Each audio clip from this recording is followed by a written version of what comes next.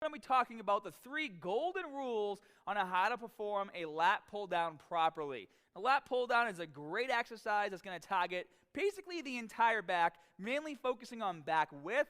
And we're also going to be involving other muscles in the back like your traps and your rhomboids, your rear delts, and we're also going to be activating your biceps to a degree as well. And just remember, for this video, we're doing the overhand grip version of the exercise. We'll cover the underhand grip in another video. Golden rule number 1 has to do with elbow positioning. You want to make sure that you're pulling the weight down properly so that you can not only maximize your pulling strength, but place your shoulders in a position where they're not compromised so you don't have to worry about shoulder impingement issues. So what happens with most people with this movement is they grab the weight and sit down, and while you are supposed to keep your chest up like this, what tends to happen is the weight comes down and the elbows go back. And that's not what you want to do. And you're actually not going to feel as much lat engagement as you would if you were to do it the correct way. And the correct way to perform this movement, guys, is keeping your elbows slightly in front of you like this, and then in line with your hips as you pull down. This is going to give you more pulling power, so more strength to pull more weight. And it's also, like I said, it's going to place your shoulders in a position to where they're not compromised, and you don't have to worry about shoulder impingement. Golden rule number 2 is that you guys always want to pull the weight down in front of your body and not behind your neck. Pulling the weight down behind your neck is unnecessary, and it can also be dangerous for your shoulder joint as well as your cervical spine. So this is what proper form is supposed to look like, pulling down in front like this. What you guys don't want to do is pull like this behind your head. What's going to end up happening is, number 1, you won't be able to lift as much weight to overload your lats as much as possible. And number 2, we just talked about how in order to maximize engagement, you want those elbows in line with your hips to really feel that stretching and tearing in your lats. If you're pulling your head forward like that and pulling the bar down behind your head, your elbows are once again pulling backwards. Almost the same position as if they were right here, which is not optimal for back growth. So don't do it. Just do it the regular way. And now for the final golden rule, but before we get started with that, be sure to click that subscribe button and turn on video notifications so you never miss a new video upload from me.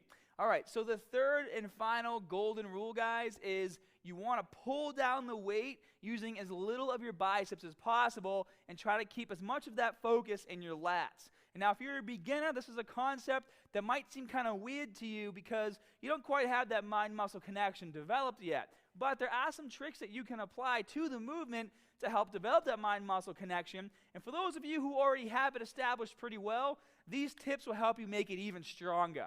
So what I want you guys to do is the next time you do a lat pull down, instead of gripping the bar with your thumb underneath like that, I want you to put it on top.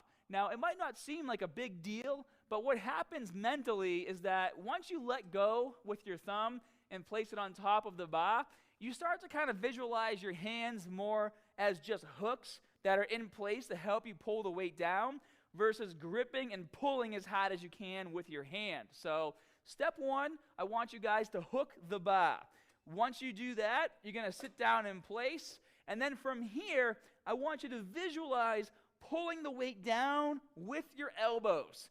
And if you're able to do that, you'll quickly start to see a difference in how your back is engaged. And if you don't believe me, what I want you to do is do a regular set, squeezing the bar as hard as you can with your thumb under the bar like this. Pull down, and you'll feel it more in your biceps.